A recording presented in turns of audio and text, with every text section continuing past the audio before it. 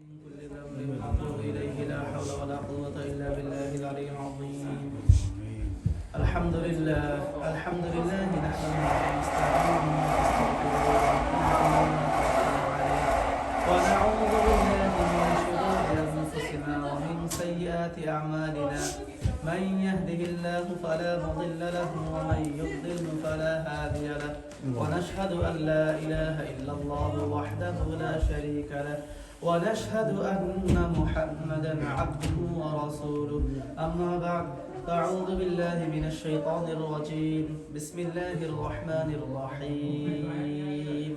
محمد رسول الله والذين معه أشداء على الكفار رحماء بينهم تراهم ركعا سجدا يبتغون فضلا من الله ورضوانا سيماهم في وجوههم من أثر السجود.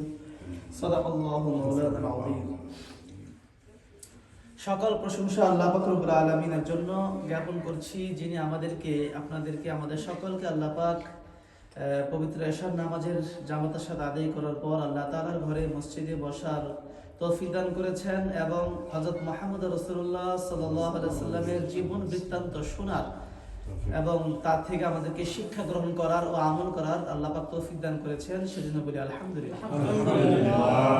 আমরা হযরত নবী করিম সাল্লাল্লাহু আলাইহি ওয়াসাল্লামের জীবন বৃত্তান্ত সিরাত আমরা ধারাবাহিক আলোচনা আমরা শুরু করেছিলাম একদম শুরু থেকে চলতে চলতে আলহামদুলিল্লাহ হযরত নবী করিম সাল্লাল্লাহু আলাইহি ওয়াসাল্লামের জন্ম পর্যন্ত আমরা পৌঁছেছি। রমজানের আগ পর্যন্ত। তা আবার সেই ধারাবাহিকতা ইনশাআল্লাহ আমরা আজকে নবীজির জন্ম থেকে শুরু করব। নবীজির জন্ম থেকে আমরা শুরু করব ইনশাআল্লাহ।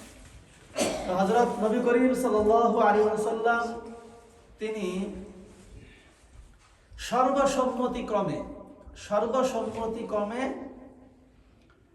570 খ্রিস্টাব্দে জন্মগ্রহণ করেন। 570 খ্রিস্টাব্দে তিনি জন্মগ্রহণ করেন এবং আরবি হিসেবে সোমবার দিন তিনি জন্মগ্রহণ করেন। এটা সর্বসম্মতিক্রমে কোনো মতানৈক্য নেই, সোমবার দিন জন্মগ্রহণ করেন। কেননা এক আরবি বেদুইন হযরত মুহাম্মদ রাসূলুল্লাহ সাল্লাল্লাহু আলাইহি ওয়াসাল্লামকে প্রশ্ন করলো, ইয়া রাসূলুল্লাহ, রমজান মাসে রোজা রাখার ব্যাপার আপনার কি মত? আমরা রোজা রাখতেছি না, আমরা সোমবার দিন রোজা রাখতে চাই, আপনি কি বলেন? তখন নবীজি বলে, সোমবার রোজা রাখাটা ভালো, কোনো সমস্যা নেই, খুবই ভালো কথা, কেননা সোমবার দিনই তো আমার জন্ম হয়েছে। কে বলেন? নবীজি নিজেই বলেন যে সোমবার দিন রোজা রাখা ভালো, রাখতে পারো, সোমবার দিনই আমি ভূমিষ্ঠ হয়েছে, সোমবার দিন আমার জন্ম হয়েছে। তাহলে কি বোঝা গেল? নবীজি জন্ম সোমবার দিন, নবীজি নিজেই বলেছেন। এই জন্য সোমবার তিনি জন্মগ্রহণ করেছেন, এ ব্যাপারে কোনো মতানৈক্য নেই। এবং আরো বর্ণিত রয়েছে আহমদ থেকে, আহমদ রাহিমাহুল্লাহ তাআলা, আহমদ ইবনে হাম্বল রাহিমাহুল্লাহ তাআলা, তিনি আব্দুল ইবনে আব্বাস রাদিয়াল্লাহু তাআলা আনহুর বরাত দিয়ে তিনি দলিল দিয়ে তিনি বর্ণনা করেন যে হযরত নবী করিম সাল্লাল্লাহু আলাইহি ওয়াসাল্লাম সোমবারের সাথে খুব সম্পৃক্ত। এরকম যে নবীজি সোমবার দিন ভূমিষ্ঠ হন, জন্মগ্রহণ করেন এবং সোমবার দিনই তাকে ওহী প্রদান করা হয়। ফার্স্ট যে ওহী আসে তার নিকট সেটা কি বার ছিল? সোমবার দিন ছিল। অর্থাৎ নবুয়তি প্রদান করা হয় তাকে সোমবার দিন, তিনি নবী হন। এবং তিনি যে হিজরত করেন মক্কা থেকে মদিনায়, কি বার ছিল? সোমবার দিন ছিল। সোমবার দিন নবীজি মক্কা থেকে মদিনায় হিজরত করেন এবং হিজরত করে মদিনায় যে পৌঁছান যেদিন, সেদিন কি বার ছিল? সোমবার ছিল। সোমবার দিনই তিনি মদিনায় পৌঁছান। জি হ্যাঁ, পৌঁছান। এবং হযরত নবী করিম সাল্লাল্লাহু আলাইহি ওয়াসাল্লাম যে তিনি মেরাজে যান, মেরাজ গমন করেন, সেটা কি বার ছিল? সেটা সোমবার ছিল। এবং হযরত নবী করিম সাল্লাল্লাহু আলাইহি ওয়াসাল্লাম যে মৃত্যুবরণ করেন, কি বার ছিল? সোমবার ছিল। নবীজির ওয়াফাত, মৃত্যু আর সোমবার দিন হয়। সুবহানাল্লাহ বলেন। হ্যাঁ, তাহলে সোমবারটা কত মহামান্বিত একটা দিন না? জুমার দিনের পরে সোমবার দিন একটা সম্মান রয়েছে আল্লাহ রাসূলের কাছে। তাহলে আমরা কি বুঝলাম? যে সোমবার নবীজির অনেকগুলো কাজ সম্পৃক্ত, জন্ম মৃত্যু মাঝখানে অনেকগুলো কাজের সাথে নবীজির সম্পৃক্ত। যেন আমরা পারলে সোমবার দিন চেষ্টা করা, সফর শুরু করা বা কোনো কাজ করা, সোমবার দিন শুরু করা যেতে পারে। 3 নাম্বার হলো সোমবারের বিষয় গেল। এখন নবীজি, এই যে আমি বলতেছিলাম যে একমত সোমবার দিন জন্মের ব্যাপারে সবাই একমত, কিন্তু কোন মাসে জন্মগ্রহণ করেছেন এ ব্যাপারে একটু দ্বিমত রয়েছে। অবশ্য বেশি না হালকা। কেউ বলেছেন রমজান মাসে, কেউ বলেছেন যে রমজান মাসে নবীজির এই জন্ম লাভ হয়েছিল। তবে অধিকাংশ এবং আকসার এবং এটাই সহিমত যে হযরত নবী মুহাম্মদ সাল্লাল্লাহু আলাইহি ওয়াসাল্লাম কোন মাসে, রবিউল আউয়াল মাসে, রবিউল আউয়াল মাসে জন্মগ্রহণ করেন। এই যে রবিউল আউয়াল মাস নবীজি জন্মগ্রহণ করেন, এটা সহিমত। এখন রইল তারিখ। তারিখের ব্যাপারে অনেক মতানৈক্য রয়েছে। তারিখ রাইট রাইট রাইট, মাশাআল্লাহ মাশাআল্লাহ, গুড। হ্যাঁ, 2 থেকে শুরু করি, নিচের থেকে শুরু করি। অনেক ইতিহাস বেত্তা তারা উল্লেখ করেছেন যে হযরত নবী সাল্লাল্লাহু আলাইহি ওয়াসাল্লাম রবিউল আউয়াল মাসের 2 তারিখে জন্মগ্রহণ করেছেন। কেউ কেউ বলেছেন যে না, নবীজি 8 তারিখে জন্মগ্রহণ করেছেন, 8 তারিখ রবিউল মাসের। কেউ বলেছেন যে না, নবীজি 10 তারিখে জন্মগ্রহণ করেছেন। কেউ বলেছেন না 9 তারিখে জন্মগ্রহণ করেছেন। কেউ বলেছেন না 12 তারিখে হযরত নবী সাল্লাল্লাহু আলাইহি ওয়াসাল্লাম রবিউল আউয়াল মাসের 12 তারিখে সোমবার দিন তিনি জন্মগ্রহণ করেছেন। কেউ বলেছেন না 17 তারিখে রবিউল মাসের 17 তারিখে তিনি জন্মগ্রহণ করেছেন। এভাবে ইতিহাসবিদদের নিকট অনেক মতানৈক্য রয়েছে, বিভিন্ন রাতের মাধ্যমে তারা এটা পোষণ করেছেন। তবে অধিকাংশ সহিহ বলে 2-3টা মত পাওয়া যায়। সেটা হলো যেমন 9 তারিখ, 12 তারিখ, এটা 9 তারিখ, 12 তারিখ, 8 তারিখ, এরকম 2-3টা মতকে প্রাধান্য দিয়েছেন। হ্যাঁ, তো 12 তারিখে এটা তো আমরা এটা গ্রহণ করি যে 12 তারিখে নবী জন্মগ্রহণ করেছেন। তো যাই হোক, এটা হলো জন্মের বিষয়টা, কোন তারিখে জন্ম, আরবি মাসের। তবে ইংরেজির ক্ষেত্রে কোনো দ্বিমত নেই। ইংলিশ ক্ষেত্রে হচ্ছে কত, 570 খ্রিস্টাব্দের 22 এপ্রিল। এটা কি মাস? এপ্রিল মাস। কয় তারিখ? আজকে 18 তারিখ না 19 তারিখ। তিনি 22 তারিখে, আগামী 3 দিন পর। 22 তারিখ সোমবার পরেনি? মিলে গেছে, মাশাআল্লাহ বলেন। হ্যাঁ, এই যে জন্ম তারিখ মিলে গেছে। তাহলে আমরা একটা রোজা রাখতে পারি। এমনি তো আমরা রোজার মাস চলতেছে আমাদের, আলহামদুলিল্লাহ। তাহলে আগামী 22 এপ্রিল হযরত নবী সাল্লাল্লাহু আলাইহি ওয়াসাল্লাম সোমবার দিন জন্মগ্রহণ করেছেন, ইংরেজি ডেট অনুযায়ী, ইসাই ডেট অনুযায়ী। তাহলে এই যে আগামী 22 তারিখে আসতেছে নবীর জন্ম তারিখ, মাশাআল্লাহ, ইংলিশ অনুযায়ী। তো যাই হোক, এটা হলো নবীজির জন্ম তারিখ ছিল। তবে জন্ম তারিখ নিয়ে বেশি বাড়াবাড়ি, ঈদ উঠানো, আনন্দ করা, এগুলো নিশ্চিত করেছেন। সাহাবারা করেন নাই, নবীজি করতে বলেন নাই, কোন মুহাদ্দিসিনগণ করেন নাই, তাবিঈন করেন নাই যে আমরা করব না। হ্যাঁ, আল্লাহ শুকরিয়া তো অবশ্যই জানাবো, কিন্তু কোনো আনন্দ ফুর্তি এর মধ্যে নেই। আচ্ছা, যাই হোক, তাহলে এই হলো নবীজির জন্ম বৃত্তান্ত আমরা জানতে পারলাম। তো যখন হযরত নবী করিম সাল্লাল্লাহু আলাইহি ওয়াসাল্লামের জন্ম হয়, তখন হযরত আমেনা, তার মায়ের নাম কি? আমেনা। হ্যাঁ, আমেনা তখন সে বলে যে যখন আমার ছেলে মুহাম্মদ জন্মগ্রহণ করে, হ্যাঁ, তো এক তো জন্মের সময় তার যে কি বলে রেহেম, পেট না, এটা বেশি বোঝা যেত না। সাধারণ মহিলাদের তো বেশি প্রকাশ পায় না, একটা বেশি প্রকাশ পেত না, বোঝা যেত না তার পেটে বাচ্চা আছে। এটা আল্লাহ পাকের একটা কি কুদরত, হ্যাঁ, নিয়ামত এবং কুদরত, মানে সম্মানের সাথে রেখেছেন। প্রকাশ হওয়াটা একটু কেমন দেখা যায় না, এই জন্য সম্মানের সাথে রেখেছেন। এটা একটা সম্মান নবীজির, একটা নবীজির মুআজিজা বলা যায় যে তার পেটটা বেশি বড় হয়নি, বোঝা যেত না বাইরে থেকে, একটা। দ্বিতীয়ত, তার বেশি কষ্ট, ভারী মাথা ব্যথা আছে না কিছু জন্মের আগে মায়েদের হয়ে থাকে, তার এমন কোনো বেশি কঠিন বা কষ্ট হয়নি, কত হয়নি, খুবই আসানের সাথে তিনি ছিলেন। পাশাপাশি বলেন যে যেদিন জন্মগ্রহণ করেন নবী সাল্লাল্লাহু আলাইহি ওয়াসাল্লাম, তখন তার জন্মের সাথে সাথে তার সাথে একটি নূরও বের হয়। সুবহানাল্লাহ বলেন। হ্যাঁ, নূর বের হয় জন্মের সাথে সাথে, যে নূরের মাধ্যমে কি, হ্যাঁ, এই শামের অনেকগুলো দেখা যায়, এখানে অট্টালিকা বা সিরিয়ার যে মহলগুলো, এগুলো দেখা যেত, এই নূরের ভিতরে দেখা গেছে, চমকে উঠেছিল। তো যাই হোক, তার জন্মের সাথে সাথে নূর বের হয়, নূর প্রকাশ পায় হযরত নবী সাল্লাল্লাহু আলাইহি ওয়াসাল্লাম, এবং নবীজি জন্মের সাথে সাথে এই পুরো ঘরটা আলোকিত হয়ে যায়। সুবহানাল্লাহ। যে ঘরে জন্মগ্রহণ করেছেন সেই ঘরটি কি হয়ে যায়? আলোকিত হয়ে যায়। এই তো হযরত আমিনা তিনি একথা বলেছেন নবীজির ব্যাপারে। তো যাই হোক, জন্মের পর হযরত মুহাম্মদ ইবনে ইসহাকের একটি রায়াত রয়েছে। হযরত মুহাম্মদ ইবনে ইসহাকের একটি রায়াত রয়েছে। মুহাম্মদ ইবনে ইসহাক তিনি হযরত আয়েশা সিদ্দিকা রাদিয়াল্লাহু তাআলা আনহা থেকে বর্ণনা করেন। কি বর্ণনা করেন? তিনি বলেন যে আমাদের এই মক্কাতে একজন ইহুদি ছিল, সে বসবাস করত। সে ইহুদি ওদিন কুরাইশদেরকে নিয়ে একটি মিটিং করছিল, একটি সেমিনার করছিল, মশওয়ারা করতেছিল। তখন হঠাৎ করে তিনি বলল যে তোমরা একটু খোঁজ খবর নিয়ে দেখো তো যে এখন এইমাত্র আজকে যে কোনো ঘরে, তোমাদের কারো ঘরে আজ রাতে কোনো সন্তান ভূমিষ্ঠ হয়েছে কিনা, একটু খবর নাও। ইহুদি বলতেছে, হ্যাঁ তোমরা কি জানো ব্যাপারটা? তখন তারা বলে যে না, আমরা তো এই বিষয়ে জানি না, আমরা এখনো জ্ঞাত হইনি, আমাদের জানা নেই যে কোনো বাচ্চা ভূমিষ্ঠ হয়েছে কিনা। কারণ তোমরা তাহলে একটু খবর নিবে এখান থেকে গিয়ে, যে কেননা আজ রাতে শেষ নবী আখির নবীর জন্ম হওয়ার কথা। ইহুদি পণ্ডিত ছিল, তারও কিতাবের এলেম ছিল, তারও কিতাবে লেখা আছে এটা। এই জন্য বলতেছে আজ রাতে কিসের, হযরত মুহাম্মদ সাল্লাল্লাহু আলাইহি ওয়াসাল্লামের আখির নবীর জন্ম হওয়ার কথা। হ্যাঁ, যদি তিনি জন্ম হন তাহলে কি হবে, তোমরা একটু এই খোঁজ খবর নিয়ে দেখো যে সে জন্ম হয়েছে কিনা। তার জন্মের আলামত হলো, দেখবা তার দুই কাঁধের মাঝখানে একটা কি আছে, গুলটির মতো এরকম আছে, মোহরে নবুয়ত যেটা বলি আমরা শুনেছি না, এরকম। এই মোহরে নবুয়তের ভিতরে, গুলটির ভিতরে কিছু পশম আছে, পশম চুলের মতো, ঘোড়ার কেশের মতো ওই থাকে না চুলের উপর পশম, এরকম পশম থাকে। দেখবেন মৃগ নাভি আছে না, হরিণের মৃগ নাভি, কস্তুরী, এটা কিরকমটা গুলটি গুলটি দেখেছেন আপনারা, ইউটিউব সার্চ করে দেখবেন, এটার ভিতরে পশমে ভরা, পশমে ঢাকা, এটা কেটে বের করতে হয় সুগন্ধিটা, ঠিক এরকম আর কি, উপরে পশমে ভর্তি নবীজির মোহরে নবুয়তটা এরকম ছিল। ইহুদি এটা বলতেছে, তারা তোমরা দেখবা এরকম তার পিঠে এটা রয়েছে। তো যদি দেখো তাহলে বুঝবা সে কি আখির নবী, সে হলো শেষ নবী।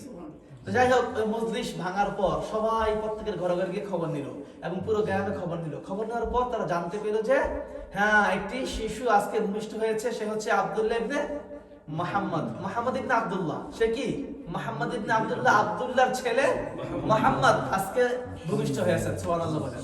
তো যাই হোক, তখন ইহুদিও আসলো, তারা ছেলেটিকে দেখলো এবং ইহুদিও আসছে তাদের সাথে সাথে। ওই ইহুদির বর্ণনা মতে তারা চুপে চুপে বললো, আমাদেরকে একটু ছেলেটিকে দাও, আমরা কোলে নেই।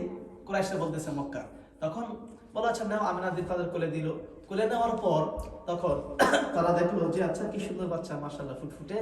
তো আস্তে আস্তে করে তার গায়ে যে কাপড় ছিল সরায়া পিঠটা চেক করলো, দেখলো যে হ্যাঁ তার কি আছে, একটি মোহরে নবুয়ত রয়েছে না, সুবহানাল্লাহ বলেন। এটি আল বিদায়া নিহায়াতে উল্লেখ করেছে, আল বিদায়া ওয়ান নিহায়া, ইতিহাসের কিতাবের শ্রেষ্ঠ কিতাবের কয়েকটির মধ্যে একটা, আল বিদায়া ওয়ান নিহায়া। আল বিদায়া মানে কি, শুরু, হ্যাঁ, ওয়ান নিহায়া মানে একদম শেষ, শুরু থেকে শেষ যা আছে সব এখানে মোটামুটি উল্লেখ করেছেন, ওখানে উল্লেখ করেছেন যে এটা। তো ইহুদি বললো আমার কাছে একটু দাও। তখন ইহুদি কোলে নিয়ে সে বাচ্চাটিকে দেখলো যে আরে এটা সাংঘাতিক, হ্যাঁ মোহরে নবুয়ত আছে। এবং তখন সে চিৎকার করলো, হায় বনি ইসরাইল, তোমাদের যে বনি ইসরাইলের মাঝে যে নবুয়তের ধারাবাহিকতা ছিল এটা শেষ হয়ে গেছে, এটা শেষ হয়ে গেছে। সে বনি ইসরাইল থেকে নয়, হে কুরাইশ তোমরা আল্লাহ পাকে শুকরিয়া করো, আল্লাহ পাকের শুকরিয়া করো। সে ইসমাইলি বংশের, কোন বংশের? ইসমাইলি বংশের। মুহাম্মদ ইব্রাহিম থেকে ইসমাইল, ইসমাইল থেকে মুহাম্মদ, তোমাদের কুরাইশ আল্লাহ পাক রব্বুল আলামিন শ্রেষ্ঠ নবী দান করেছেন, সুবহানাল্লাহ বলো। হ্যাঁ, তোমরা আজকে একে যত্ন করো, যত্ন করে রেখো, সে তোমাদের এমন সুনাম এনে দিবে, সারা বিশ্বে তাকে চিনবে, এক নামে সে পরিচিত হয়ে থাকবে। এটা কে বললো? ইহুদি ভবিষ্যৎবাণী করে গেল। তারপর এটা এখানে শেষ হয়ে গেছে। অপরদিকে হাসান বিন সাবিত নামে এক সাহাবী ছিলেন, হাসান বিন সাবিত আনসারী, মদিনায় তার জন্ম ছিল, আনসারী। সে কবিতা খুব কবি ছিলেন, পারদর্শী ছিলেন। তিনি কুরাইশদের এবং নবীজির বিরুদ্ধে যেই ঝগড়া ছিল তা নিয়ে একটা কবিতা লিখেছেন। কবিতার মাধ্যমে তিনি ঝগড়ার প্রতিবাদ করেছেন। প্রতিবাদ অনেক ভাবে করা যায়, লিখনির মাধ্যমে প্রতিবাদ কিন্তু সাংঘাতিক, এটা আরো বড় হয়, প্রসিদ্ধ হয়, প্রচার হয়, এটা থেকে যায়। এই প্রতিবাদটা কি থাকে, থেকে যায়। এই জন্য লিখনির মাধ্যমে প্রতিবাদ করা, লেখা, এটাও ঠিক আছে, খুব সুন্দর প্রচার হয়। দেখেন না সাংবাদিকরা লিখে লিখে পত্রিকার মধ্যে কি করে সংবাদ ছড়ায়, মিথ্যা হোক আর সত্য হোক। কাজী নজরুল ইসলাম, এই তো আমি সেটা বলতেছিলাম, বিভিন্ন লেখক, হ্যাঁ রবীন্দ্রনাথ ঠাকুর, কাজী, আমাদের মুসলিম কবি কাজী নজরুল ইসলাম, তারপরে আমাদের কবি, মুসলিম কবি কি জানো, জসিমউদ্দিন, কবি জসিমউদ্দিন, কবি জসিমউদ্দিন, এত আমাদের মুসলিম কবি, মাশাআল্লাহ, পল্লী কবি জসিমউদ্দিন, হ্যাঁ ফররুখ আহমেদ, না আমাদের মুসলিম কবি ফররুখ আহমেদ, আর অনেক আছে। তো এরকম কবি তখন মুসলিম সাহাবীদের মধ্যে হাসান বিন সাবিত ছিলেন, খুব প্রসিদ্ধ কবি। তো তিনি কবিতার মাধ্যমে জবাব দিতেন। তো তিনি বলেন তখন আমার বয়স হচ্ছে 7-8 মতো, তিনি বলতেছেন আমার বয়স 7-8 মতো। তো আমি হঠাৎ করে এক রাতে চিৎকার শুনতে পেলাম। কে চিৎকার করতেছে? মদিনার এক ইহুদি। সে চিৎকার করে ডেকে ডেকে সবাইকে বলতেছে, ইয়া আহলুল আহলাস ইয়াসরাব, হে মদিনাবাসী শোনো, আজ এমন এক শিশুর জন্ম হয়েছে যে কি হবে, শেষ নবী হবে। হ্যাঁ, এবং সে কুফরকে শেষ করে দিবে, কুফরকে শেষ করে দিবে আজকে। কেন? তার পরিচয় কি? যে আজকে যে তার জন্ম হয়েছে সে তার প্রমাণ হিসেবে একটি তারা আকাশের ভিতরে প্রজ্বলিত হয়েছে। আমি দেখতে পাচ্ছি মুহাম্মাদের নামে একটি কি তারা আকাশের ভিতরে রয়েছে। কে বলতেছে? সেই ইহুদি এটা বলতেছে, ইহুদি পণ্ডিত। তো যাই হোক, এইভাবে তিনি বর্ণনা করার পর আমাদের জানতে পারলাম যে আলহামদুলিল্লাহ আমাদের নবীজি জন্ম ভূমিষ্ঠ হয়েছেন। তো নবীজি ভূমিষ্ঠ হওয়ার পর কিছু আরো অলৌকিক কিছু প্রকাশ পেয়েছিল, অলৌকিক কাণ্ড কারখানা। সেটা কি? যেমন কেসরার কিছু বিল্ডিং ধসে পড়েছিল, একটা প্রাসাদের, রাজপ্রাসাদের কিছু 14টা পিলার একেবারে ভেঙে পড়েছে, অটোমেটিকলি ভেঙে পড়ে ধসে পড়েছে। হ্যাঁ, এবং সেদিন অগ্নিকুণ্ড, দীর্ঘদিন যে একটা অগ্নিকুণ্ড তারা সেটাকে পূজা করে আসতেছিল অগ্নি পূজকরা, অগ্নিকুণ্ড অটোমেটিক নিভে যায়। নবীজি যে যখন জন্মগ্রহণ করার সাথে সাথে সে অগ্নিকুণ্ডটা নিভে যায়। অগ্নি পূজকদের যারা পূজা করতো আর কি, আগুন অটোমেটিকলি নিভে যায় সেটা। এবং পাশাপাশি আরো এরকম অনেক অলৌকিক ঘটনা সেদিন নবীজির জন্মের পর ঘটেছিল। যেমন অনেকগুলো মূর্তি পূজা করতো না, এই মূর্তিগুলো অটোমেটিকলি উল্টা হয়ে যায়, উবুত হয়ে পড়ে যায় অটোমেটিক, কেউ তাদেরকে ফেলেনি। নবীজি জন্মের সাথে সাথে উবুত হয়ে পড়ে যায়, মাটিতে পড়ে যায়, এবং এক স্থান থেকে আরেক স্থানে দেখা যায় ছড়ায় ছিটায় আছে। এটা আল্লাহ পাকের কুদরত, নবীজির মুআজিজা যে আল্লাহ রাসূল আজকে ভূমিষ্ঠ হয়েছেন। তিনি যে শিরককে বিতাড়িত করবেন, তিনি যে বাতিলকে দূর করবেন, এটার একটা প্রমাণ। নবীজি জন্মের সাথে সাথে মূর্তিগুলো উপর হয়ে পড়ে যায়। এরকম অনেক অলৌকিক ঘটনা ঘটে। সবচেয়ে আশ্চর্যের ঘটনা হলো সুহাইলি থেকে রিওয়ায়াত এটা বর্ণিত রয়েছে, আল বিদায় ওয়ান নিহায়াতে উল্লেখ রয়েছে। সুহাইলি বলেন যে ইবলিস আছে না, শয়তান, খুব মজার, ইবলিস শয়তান জীবনে 4 বার তিনি বিলাপ করে কেঁদেছেন। বিলাপ বুঝেন? হাউমাউ করে কান্নাটাকে বলা হয় বিলাপ। শুধু এমনি কান্না না, হাউমাউ করে বুক থাপড়ে কান্না করা, যেমন সব শেষ, কিচ্ছু নেই আর, এটাকে বলে বিলাপ করে। এরকম 4 বার কেঁদেছেন। কয়বার? 4 বার। ইবলিস শয়তান। 1 নাম্বার, যখন তাকে ইবলিস বলা হয়, হ্যাঁ ইবলিস বলা হয়, তাকে রাজিম বলা হয়, ফাখরুজ ফা ইন্নাকা রাজিম, এই ইবলিস তুমি বের হয়ে যাও আমাদের এই মজলিস থেকে, ফেরেশতাদের মজলিস থেকে। আল্লাহ বলেন তুমি রাজিম, তুমি হচ্ছে মারদুদ, অভিশপ্ত। তো ইবলিস বলে যেদিন আমাকে আল্লাহ পাক অভিশপ্ত করলেন, হ্যাঁ তিনি বলেন সেদিন ইবলিস একেবারে হাউমা করে কাঁদেন। সুহাইলি বলেন 1 নাম্বার। 2 নাম্বার তিনি বলেন যেদিন ইবলিসকে জান্নাত থেকে বের করা হয়, হ্যাঁ কুল্লা হাবিতু মিনহা জামিআ ফাইন্নাকুম আদুউন বা'দুকুম বা'দ, তোমরা আজকে জান্নাত থেকে বের হয়ে যাও, কেন তোমরা একে অপরের দুশমন, শত্রু হয়ে বের হয়ে যাও। কাদেরকে বলতেছে? 3 জনকে বলতেছে। কাকে কাকে? আদম, হাওয়া আর ইবলিস। হ্যাঁ, কুল্লা হাবিতু মিনহা জামিআ, জামিআ মানে সবাই, তোমরা 3 জন সকলে জান্নাত থেকে বের হয়ে যাও। সেদিন তারা মন ক্ষুণ্ণ হয়েছিল, হাওয়া এবং আদম আলাইহিস সালাম মন ক্ষুণ্ণ হয়েছিলেন, কিন্তু বিলাপ করে কান্না করেন নাই। হ্যাঁ, বিলাপ করে কেঁদেছেন তাদের কিসে? আল্লাহ পাক রাগান্বিত হয়ে গেছেন, কষ্ট পেয়েছেন, আমরা আল্লাহ পাকের নাফরমানি করে ফেলেছি, এই দুঃখে।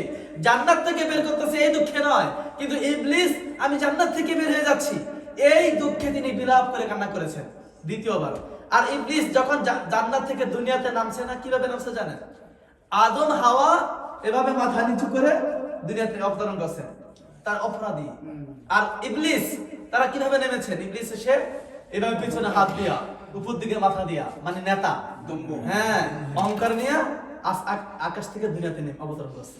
যখন আল্লাহ কুল নাহবিতু মিনহা জামিআ, নাহবিতু মানে নেমে যাও, নিচে নামো, উপর থেকে জান্নাত থেকে জমিনে নামো, তখন ইবলিস পিছনে হাত দিয়ে ভাবে শাহিনশার মতো উপরে অহংকারের মতো নামছে। আর আদম হাওয়া মাথা নিচু করে লজ্জা হয়ে নামছে। এটা বললেন। তো বলতেছিলাম যে একবার হচ্ছে যখন অভিশপ্ত ঘোষণা করা হলো তখন বিলাপ করে কেঁদেছেন। দ্বিতীয়বার হচ্ছে যখন তাকে জান্নাত থেকে বের করা হলো তখন তাকে কি করা হয়েছে? তাকে বিলাপ করে কান্না করেছে দ্বিতীয়বার। তৃতীয়বার কখন? যখন আমাদের মুহাম্মদ রাসূলুল্লাহ সাল্লাল্লাহু আলাইহি ওয়াসাল্লাম জন্মগ্রহণ করলেন, তৃতীয়বার ভূমিষ্ঠ হলেন। দ্বিতীয়বার হচ্ছে যখন জান্নাত থেকে নামলেন, দ্বিতীয়বার। প্রথমবার অভিশপ্ত হলেন, দ্বিতীয়বার জান্নাত থেকে যখন নামলেন, তৃতীয়বার যখন আমাদের নবীজি জন্মগ্রহণ করেছেন তখন তিনি বিলাপ করে, চিৎকার করে, হাউমা করে কাঁদছেন। হাই হায়, শেষ নবী এসে গেছে, সব তো এখন অগণিত খালি জান্নাতে যাবে, এখন আল্লাহ পাক সব মাফ করে দিবে, সব সহজ হয়ে যাবে, আল্লাহর রহমত বেশি আসবে। এখন তিনি এভাবে কেঁদেছেন কতবার? তৃতীয়বার। চতুর্থবার লাস্ট তিনি কান্না করেছেন? কোরআন আর ফাতিহা, সূরা ফাতিহা। হ্যাঁ, মাশাআল্লাহ, কিভাবে জানলেন? গুড, কিভাবে জানলেন? যখন সূরা ফাতিহা অবতীর্ণ হয়, মাশাআল্লাহ ভাই, যখন আল্লাহ পাক রব্বুল আলামিন সূরা ফাতিহা অবতীর্ণ করেন, সূরা ফাতিহা নাযিল করেন, ইবলিস শয়তান বিলাপ করে কান্না করেছেন। কারণ সূরা ফাতিহা মানে কি?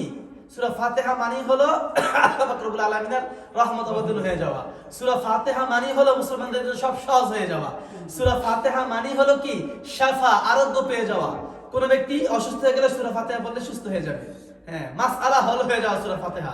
তো যাই হোক, এইজন্য সূরা ফাতিহাকে সাবিআ মাসানি বলা হয়। আল্লাহ পাক বলেছেন না যে ওয়ালাকাদ আনজালনাল কুরআনা ওয়া সাবিআ মাসানি মিনাল কুরআন আযীম। আল্লাহ পাক কুরআনের সাথে সাথে সাবিআ মাসানি নাযিল করেছেন, মানে সূরা ফাতিহা নাযিল করেছেন। তো চতুর্থবার হচ্ছে যখন সূরা ফাতিহা আল্লাহ পাক রব্বুল আলামিন নবীর কাছে নাযিল করলেন, তখন তিনি বিলাপ করে কেঁদেছেন। তাহলে এই চারটি বার চারবার ইবলিস শয়তান সে বিলাপ করে কান্না করেছিল, চারটি বার না? এটা আমরা সবাই মনে রাখবো ইনশাআল্লাহ। আগামী সপ্তাহে এটা প্রশ্ন আসবে, আপনাদের সকলের নিকট প্রশ্ন থাকবে যে ইবলিস শয়তান কয়বার বিলাপ করে কান্না করেছে। এগুলো আমাদের এলেম। এখানে জি কান্না আছে, কান্না আছে, আরো অবশ্যই এখন পর্যন্ত এখন পর্যন্ত এই পর্যন্ত যে আবার কিয়ামত আসবে, মৃত্যু আসবে তার, হ্যাঁ, আবার জান্নাত জাহান্নাম আছে, মৃত্যুর পর আরো বহু কান্না আছে তার কপালে। আপাতত 4 বার সে বিলাপ করে কেঁদেছে। তো যাই হোক, আজকে এই পর্যন্তই। আল্লাহ করব আগামী সপ্তাহে ইনশাআল্লাহ আমরা এরপর থেকে শুরু করব। এবং নবীজি কে দুধ পান করেছেন, কে কে এই দুধ পান ভূমিষ্ঠ হয়েছেন না, এটা আমরা আজকে আলোচনা করলাম। আগামী সপ্তাহে ইনশাআল্লাহ নবীজি দুধ পান করা থেকে শুরু হবে। নবীজিকে কে কে দুধ পান করিয়েছিলেন, কার কার দুধ তিনি পান করেছিলেন, কারা তাকে দুধ পানে ধন্য হয়েছিলেন, সে সকল নারীদের আমরা আলোচনা করবো ইনশাআল্লাহ। এবং একের পর একটা কিভাবে লালন পালন আলোচনা করবো।